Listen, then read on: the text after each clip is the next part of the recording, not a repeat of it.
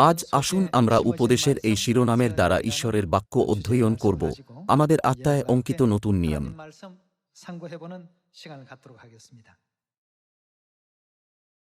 ভাই ও বোনেরা, আপনারা কি স্যামন মাছ পছন্দ করেন? আপনি কি পায়রা পছন্দ করেন? সমস্ত জীবন্ত প্রাণীর মধ্যে স্যামন মাছ এবং পায়রার মধ্যে তাদের ঘরে ফিরে যাওয়ার খুব শক্তিশালী প্রবৃত্তি আছে।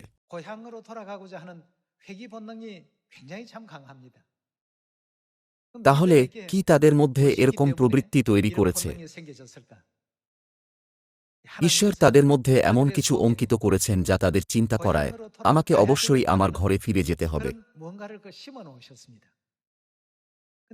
স্যামন নদী থেকে সমুদ্রে যায় এবং সেখানে থাকে, এবং মারা যাওয়ার আগে ডিম পাড়ার জন্য তারা তাদের জন্মস্থানে ফিরে যায়। আপনারা হয়তো বিভিন্ন মিডিয়া, চলচ্চিত্র এবং প্রকাশনা দ্বারা এই বিষয় জেনেছেন।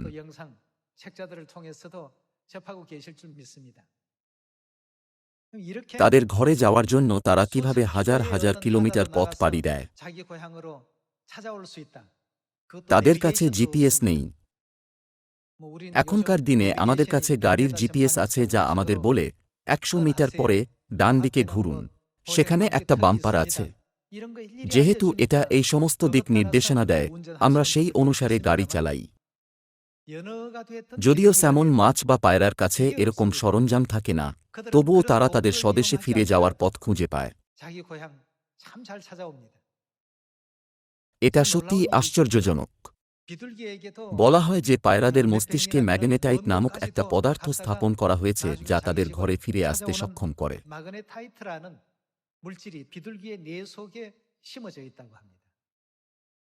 অতএব এমনকি মেঘলা দিনে বা মাঝরাতে পায়রা তাদের বাসায় ফিরে যেতে পারে।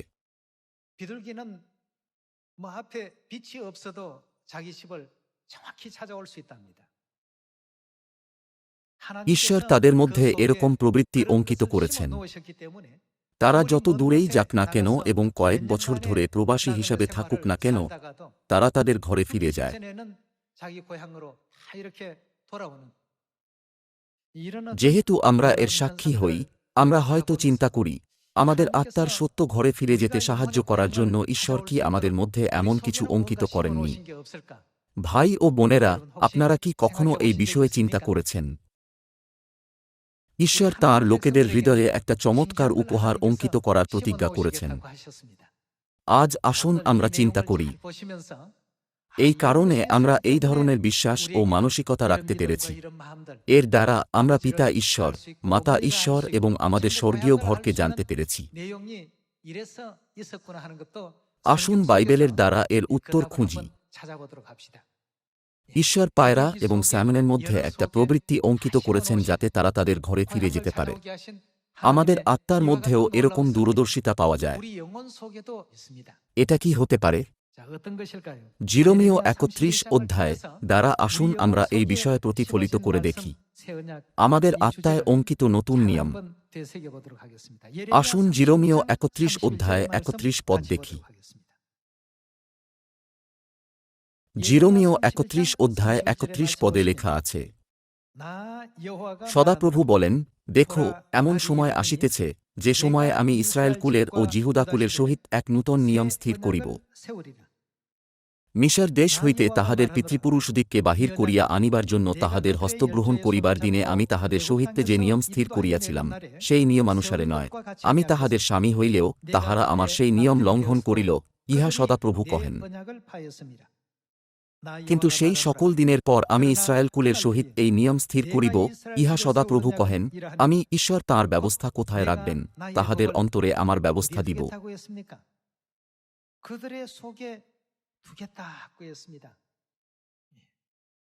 ঈশ্বর বলেছেন, আমি তাহাদের অন্তরে আমার ব্যবস্থা দিব। যেহেতু ঈশ্বর পায়রাদের মস্তিষ্কে ম্যাগনেটাইট স্থাপন করেছেন, তাই কোনো জিপিএস ছাড়াই, এমনকি মেঘলা দিনে বা মাঝরাতেও, তারা তাদের ঘরে ফিরে যেতে পারে।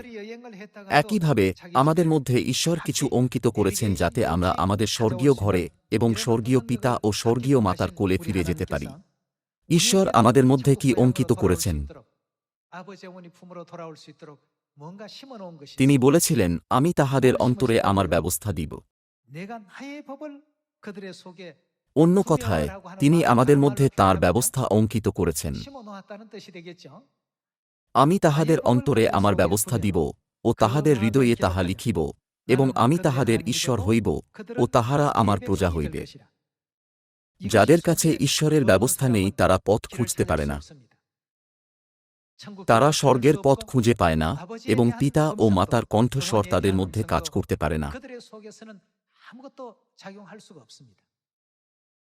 যদি একটা পায়রার মস্তিষ্ক থেকে ম্যাগনেটাইট বের করে দেওয়া হয়, তাহলে এটা এমনকি 10 মিটার দূর থেকেও তার ঘর খুঁজে পাবে না। কিন্তু ঈশ্বর পায়রার মস্তিষ্কে ম্যাগনেটাইট স্থাপন করেছেন, যা এটা যতই দূরে উড়ে যাক না কেন, এটাকে তার ঘরে ফিরে যেতে সক্ষম করে।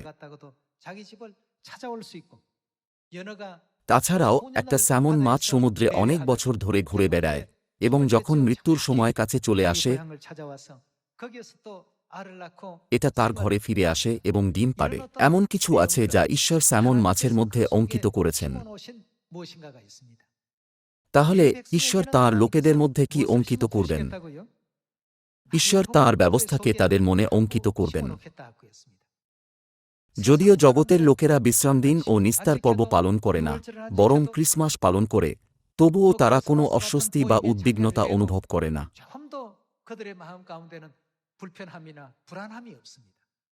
কেন? কারণ তাদের মধ্যে ঈশ্বরের ব্যবস্থা নেই, যেখানে ঈশ্বর আমাদের মধ্যে তাঁর ব্যবস্থা অঙ্কিত করেছেন। এই পার্থক্যের কারণে ঈশ্বর বলেছেন, আর যে দেশ হইতে বাহির হইয়াছিলেন সেই দেশ যদি মনে রাখিতেন তবে ফিরিয়া যাইবার সুযোগ অবশ্য পাইতেন। কিন্তু এখন তাঁহারা আরও উত্তম দেশের অর্থাৎ স্বর্গীয় দেশের আকাঙ্ক্ষা করিতেছেন। ঈশ্বর আমাদের স্বর্গরাজ্যের বিষয়ে শিক্ষা দিয়েছেন এবং সেখানে ফিরে যাওয়ার জন্য অনুরোধ করেছেন। যাদের কাছে ঈশ্বরের ব্যবস্থা আছে তারা প্রতিক্রিয়া দেখাবে। ঈশ্বরের বাক্য প্রভাব ফেলবে এবং তাদের আত্মা প্রভাবিত হবে। যদিও লোকেরা বিশ্রামদিন, নিস্তার পর্ব এবং মাতা ঈশ্বরের বিষয়ে একই খবর শোনে, তবুও তাদের প্রতিক্রিয়া আলাদা হয়। কিছুজন গভীরভাবে প্রতিক্রিয়া দেখায়, কিছুজন আংশিক প্রতিক্রিয়া দেখায় এবং কিছুজন একেবারেই প্রতিক্রিয়া দেখায় না। যখন 2000 বছর আগে যিশু এসেছিলেন, তিনি বলেছিলেন, যারা স্বর্গ থেকে হারিয়ে গেছে, আমি তাদের খুঁজতে ও উদ্ধার দিতে এই পৃথিবীতে এসেছি। তিনি কি এই বাক্য ঘোষণা করেননি? এমন লোক আছে যারা ঈশ্বরের কণ্ঠস্বরে প্রতিক্রিয়া দেখাবে। তাদের কাছে কি আছে? ঈশ্বর তাদের মধ্যে কি অঙ্কিত করেছেন? তাদের মধ্যে ঈশ্বর তাঁর ব্যবস্থা অঙ্কিত করেছেন। বিশেষভাবে এটা কোন ব্যবস্থা? ঈশ্বর তাদের মধ্যে নতুন নিয়মের ব্যবস্থা অঙ্কিত করেছেন। তাহলে আসুন আমরা মথি 13 অধ্যায়ে যাওয়ার দ্বারা সেই দৃশ্য দেখি যেখানে ঈশ্বর নতুন নিয়মের ব্যবস্থা অঙ্কিত করেছিলেন।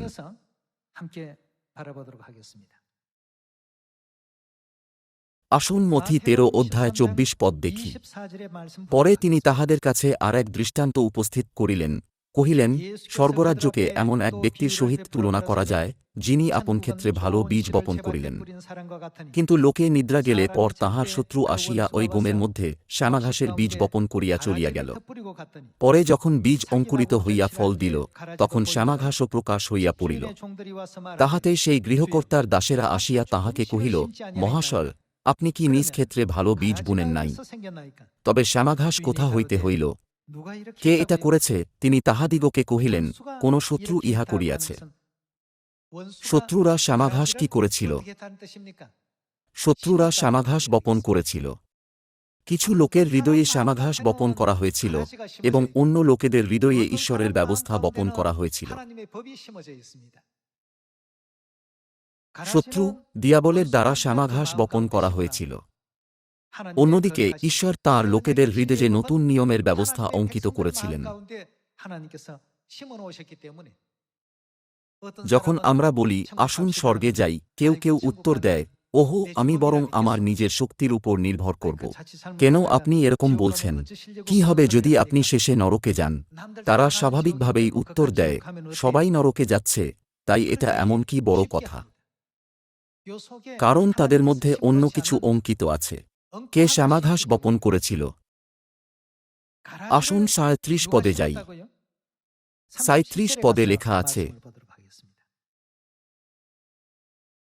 তিনি উত্তর করিয়া কহিলেন, যিনি ভালো বীজ বপন করেন তিনি মনুষ্যপুত্র। কে ভালো বীজ বপন করেছিলেন?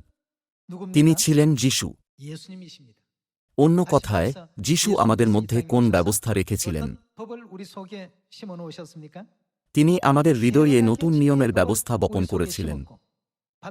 ক্ষেত্র জগৎ, ভালো বীজ রাজ্যের সন্তানগণ, শ্যামাঘাস সেই পাপাত্মার সন্তানগণ, যে শত্রু তাহা বুনিয়াছিল, সে দিয়াবল। যেহেতু শয়তান শ্যামাঘাস বপন করেছিল, তাই আমরা হাজারবার সত্য প্রচার করলেও কোনো প্রতিক্রিয়া নেই। আমার সাথে এর কি সম্পর্ক আছে? লোকেরা বরং এইভাবে প্রতিক্রিয়া দেখায়। ভাই ও বোনেরা, আমাদের যা করা দরকার তা হল ঈশ্বরের ইচ্ছা পালন করা, যিনি হারিয়ে যাওয়াদের খুঁজতে ও উদ্ধার দিতে এবং তাঁর হারানো সন্তানদের খুঁজতে এসেছিলেন। আমাদের সমস্ত লোকের কাছে প্রচার করা উচিত, তবুও ঈশ্বরের সন্তানদের একটা বৈশিষ্ট্য আছে।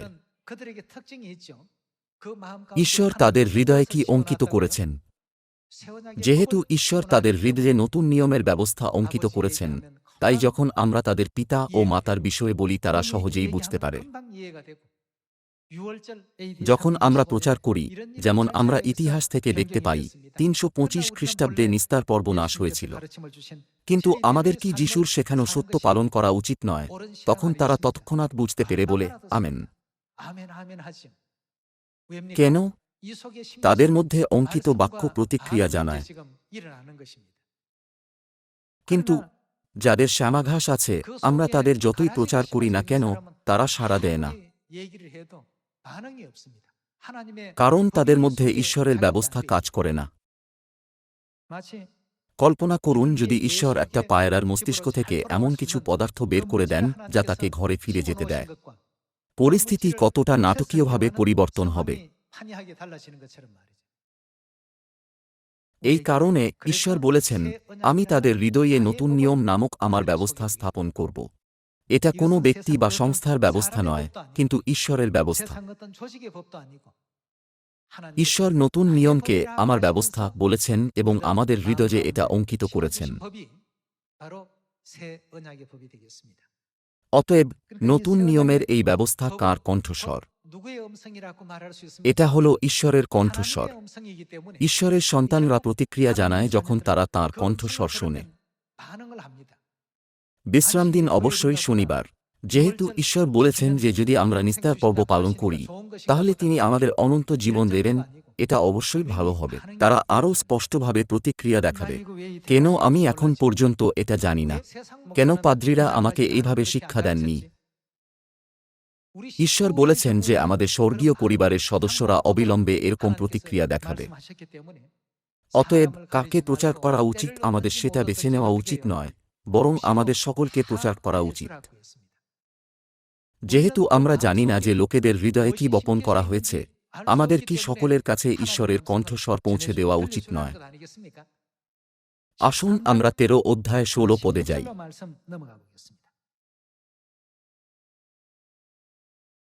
১৩ অধ্যায় ১৬ পদে যিশু বলেছেন, কিন্তু ধন্য তোমাদের চক্ষু, কেননা তাহা তারা কি করে দেখে, এবং তোমাদের কর্ণ, কেননা তাহা শুনে।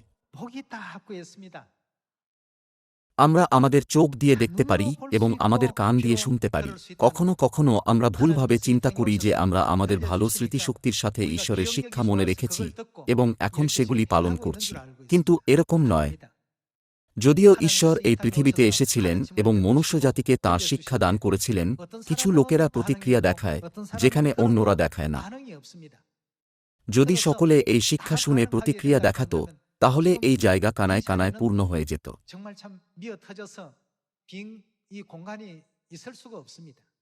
এখানে যিশু বলেছেন, ধন্য তোমাদের চক্ষু, কেননা তাহা দেখে, এবং তোমাদের কর্ণ, কেননা তাহা শুনে।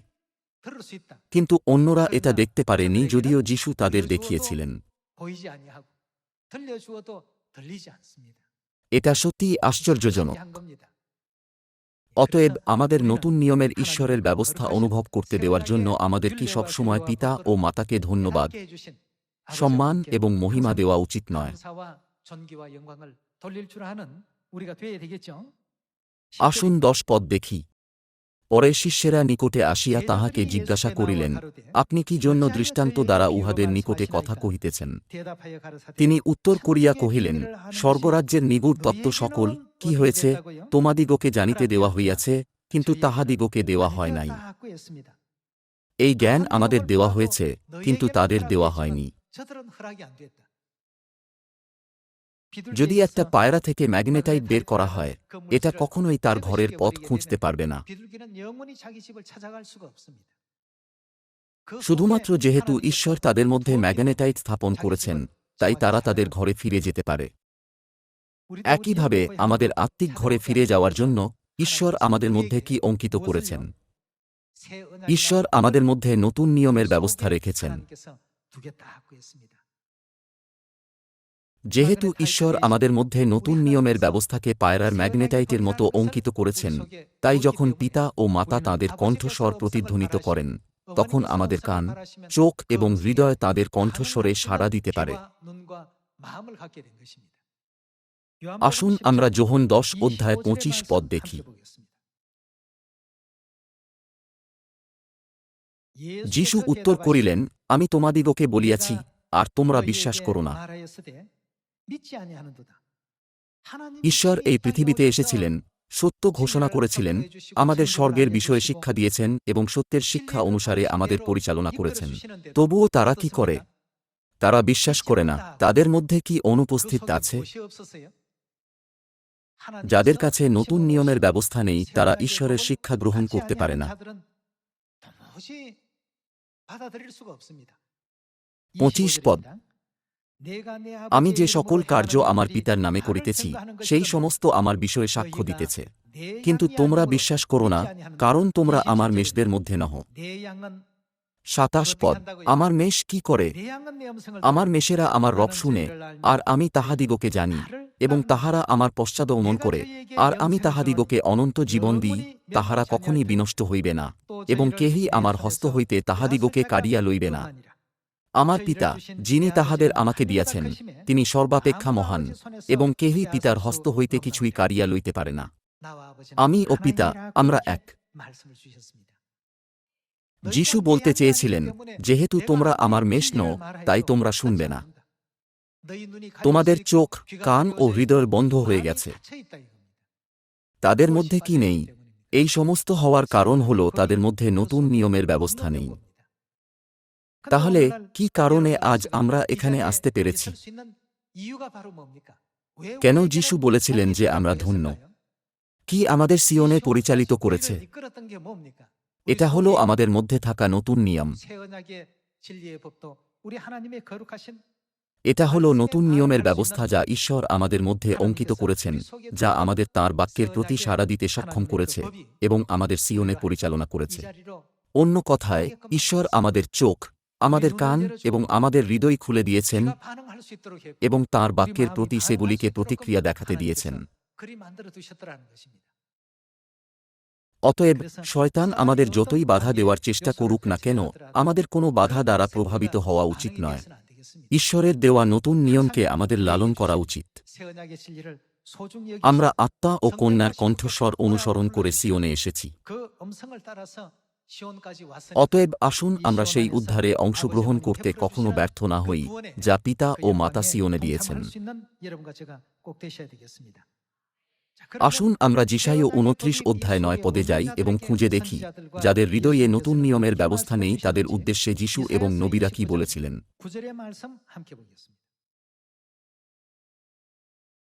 যিশাইয় 29 অধ্যায় 9 পদে লেখা আছে,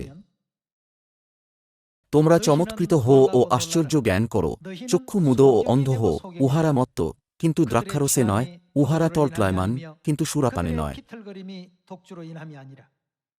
কারণ সদাপ্রভু তোমাদের উপরে ঘোর নিদ্রাজনক আত্মা ঢালিয়া দিয়াছেন, ও তোমাদের ভাববাদীবর্গরূপ চক্ষু মুদ্রিত করিয়াছেন, এবং তোমাদের দর্শকবর্গরূপ মস্তক ঢাকিয়া রাখিয়াছেন। সমস্ত দর্শন তোমাদের পক্ষে, এই দর্শন বাইবেলকে নির্দেশ করে, তাই না? এই সমস্ত বাইবেল মুদ্রাঙ্কবদ্ধ পুস্তকের কথাস্বরূপ হইয়াছে। যে লেখা পড়া জানে, তাহাকে কেহ যদি সেই পুস্তক দিয়া যদি বলে, অনুগ্রহ করিয়া ইহা পাঠ করো, তবে সে উত্তর করিবে, তারা কি উত্তর দেবে? তারা কি এটা পড়তে সক্ষম? আমি পারি না, কারণ ইহা মুদ্রাঙ্কবদ্ধ। তারা বলে, আমি জানি না যে এর মানে কি, কারণ ঈশ্বর তাদের মধ্যে এটা বোঝার ক্ষমতা রাখেননি। আসুন আমরা 12 পদ থেকে পড়তে থাকি। আবার যে লেখা পড়া জানে না, তাহাকে যদি সে তাহা দিয়া বলে, অনুগ্রহ করিয়া ইহা পাঠ করো, তবে সে উত্তর করিবে, আমি লেখা পড়া জানি না। যারা পড়তে পারে এবং যারা পড়তে পারে না, তাদের পক্ষে এই পুস্তকের ব্যাখ্যা করা অসম্ভব। তাহলে যে পড়তে পারে এবং যে পড়তে পারে না, তারা কারা? আসুন আমরা 13 পদ থেকে পড়তে থাকি। প্রভু আরও কহিলেন, এই লোকেরা আমার নিকটবর্তী হয় এবং আপন আপন মুখে ও ওষ্ঠাধরে আমার সম্মান করে, কিন্তু আপন আপন অন্তঃকরণ আমা হইতে দূরে রাখিয়াছে, এবং আমা হইতে তাহাদের যে ভয়, তাহাও কি ধরনের নিয়ম? মানুষের আদেশ মুখস্থ করা মাত্র। তারা মানুষের নিয়ম পালন করে। অন্য কথায়, শয়তানের বপন করা শ্যামাঘাস তাদের মধ্যে আছে। যাদের হৃদয়ে ঈশ্বরের ব্যবস্থা আছে এবং যাদের হৃদয়ে শ্যামাঘাস আছে, তাদের মধ্যে পার্থক্য আছে।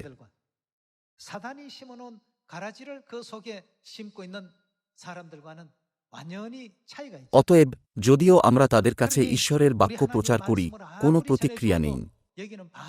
একটি বাক্যাংশ ধার করা হলে কোনো সংযোগ নেই। যদিও একটা সংকেত পাঠানো হয়েছে, তারা এটা গ্রহণ করতে পারেনি। তারা কি মানুষের নিয়ম পালন করে ঈশ্বরের আজ্ঞা গ্রহণ করতে পারবে? না, তারা পারবে না।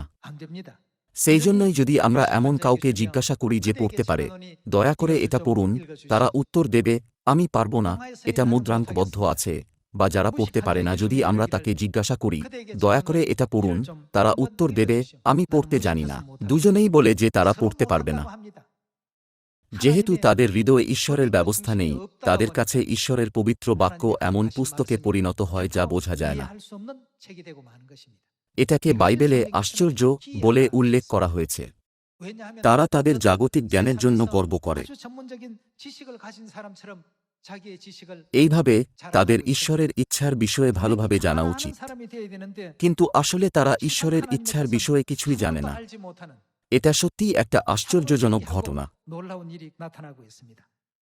আসুন আমরা 13 পদ থেকে পড়তে থাকি। প্রভু আরও কহিলেন, এই লোকেরা আমার নিকটবর্তী হয় এবং আপন আপন মুখে ও ওষ্ঠাধরে আমার সম্মান করে, কিন্তু আপন আপন অন্তঃকরণ আমা হইতে দূরে রাখিয়াছে, এবং আমা হইতে তাহাদের যে ভয়, তাহাও মানুষের আদেশ মুখস্থ করা মাত্র। অতএব দেখো, আমি এই জাতির সহিত পুনর্বার আশ্চর্য ব্যবহার, এমনকি আশ্চর্য ও চমৎকার ব্যবহার করিব, অসাধারণ জিনিস দিয়ে, এবং তাহাদের জ্ঞানবানদের জ্ঞান, এটা কি হবে, বিনষ্ট, ও বিবেচক লোকেদের বিবেচনা অন্তর্হিত হইবে। কেউ কেউ চিন্তা করতে পারে, সেই ব্যক্তি অত্যন্ত বুদ্ধিমান এবং বিভিন্ন বিদেশি ভাষা বলতে পারেন। তাহলে সেই ব্যক্তি পুঙ্খানুপুঙ্খভাবে বাইবেল বিশ্লেষণ করতে পারবেন। কিন্তু ঈশ্বর ভবিষ্যদ্বাণী করেছিলেন যে জ্ঞানবানদের জ্ঞান বিনষ্ট হবে ও বিবেচক লোকেদের বিবেচনা অন্তর্হিত হইবে। তাদের মধ্যে কি অনুপস্থিত আছে? তাদের মধ্যে ঈশ্বরের ব্যবস্থা নেই। ঈশ্বর বলেছেন, আমি তাদের অন্তরে আমার ব্যবস্থা দেব, আমি তাদের ঈশ্বর হব ও তারা আমার প্রজা হবে। অতএব আজ আমরা এখানে থাকতে পেরে কতটা আশীর্বাদপ্রাপ্ত। যেহেতু ঈশ্বর আমাদের উপর আশীর্বাদ বর্ষণ করেছেন এবং আমাদের এখানে পরিচালনা করেছেন, আমরা আজ এখানে আছি। বাহ্যিকভাবে আপনারা হয়তো চিন্তা করেন, এই ডিকনেস আমাকে এখানে নিয়ে এসেছেন। এটা মনে হতে পারে যেন কেউ আমাদের এখানে নেতৃত্ব করেছেন। কিন্তু যখন তারা পিতা ও মাতার কণ্ঠস্বর আমাদের কাছে পৌঁছে দিয়েছিলেন, আমাদের মধ্যে থাকা ঈশ্বরের ব্যবস্থা সাড়া দিয়েছিল। সহজভাবে বললে, সংযোগ তৈরি হয়েছিল। সেই জন্যই আমরা বলতে পেরেছিলাম, আমি সম্পূর্ণভাবে বুঝতে পারি। এটাই হলো সত্য। আমরা বলতে পেরেছিলাম, আমি 30 বছর ধরে প্রতারিত হয়েছি। আমি অনেক অন্ধ ছিলাম এবং রবিবারের আরাধনা ও ক্রিসমাস পালন করেছি, ক্রুশের সামনে প্রার্থনা করেছি, যেন এর মধ্যে কিছু শক্তি আছে। এভাবে কি হয়েছিল যখন আমাদের মধ্যে অঙ্কিত ঈশ্বরের ব্যবস্থা প্রতিক্রিয়া দেখাতে শুরু করেছিল? আমরা সবকিছু বুঝতে পেরেছি, আমরা অনুভব করতে পেরেছি। এই সমস্ত সময়ে আমি ভেবেছিলাম আমি সঠিকভাবে ঈশ্বরের সেবা করছি, কিন্তু আসলে আমি সূর্য দেবতার আরাধনা করছিলাম। লেখা আছে যে এরকম বোধশক্তি ঈশ্বরের লোকেদের মধ্যে অঙ্কিত আছে। যেহেতু এটা আমাদের আত্মায় অঙ্কিত করা আছে, আমরা তাড়াতাড়ি বিশ্রাম দিন এবং নিস্তার পর্বকে বুঝতে পারি। আমাদের চোখ, কান এবং হৃদয় খুলে গেছে। কিন্তু লোকেরা যতই বুদ্ধিমান হোক না কেন, যদি তাদের হৃদয়ে মানুষের নিয়ম থাকে, তাহলে তারা বাইবেলের ঈশ্বরের ব্যবস্থার প্রতি প্রতিক্রিয়া জানাবে না। যিহিজকেল ৪৭ অধ্যায়ে লেখা আছে, পবিত্র স্থান থেকে প্রবাহিত জীবন জল একটি বড় নদীতে পরিণত হবে এবং সমুদ্রে প্রবাহিত হয়ে লবণ জলকে সতেজ করবে। যেখানেই নদী বয়ে যায়, সেখানেই সবকিছু জীবিত হবে। তাদের মধ্যে এমন প্রাণী আছে যারা সতেজ হতে পারে না। লেখা আছে, পঙ্কস্থান ও জলাভূমি সতেজ হবে না। যদিও তাদের মধ্যে জীবন জল প্রবাহিত হয়, এটা তাদের কোনো কাজে আসে না। বাইবেলের সমস্ত শিক্ষা আমাদের কাছে জীবনের থেকেও মূল্যবান।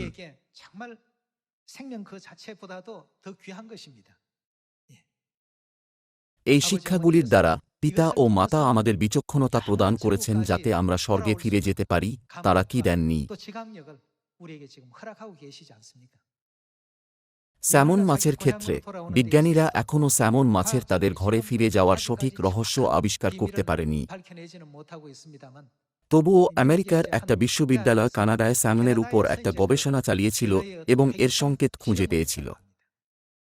পৃথিবীতে কি চৌম্বক ক্ষেত্র নেই? উত্তর ও দক্ষিণ মেরু আছে। তারা আংশিকভাবে আবিষ্কার করেছিল যে কিভাবে স্যামন মাছ এটা ব্যবহার করে তাদের ঘরের পথ খুঁজে পায়।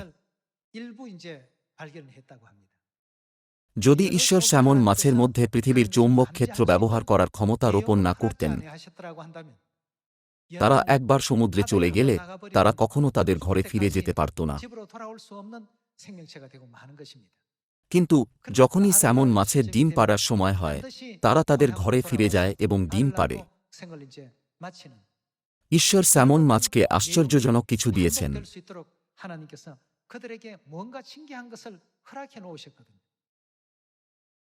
যখন আমরা বাচ্চাদের দেখি, তাদের ঘরের পথ খুঁজতে সমস্যা হয়।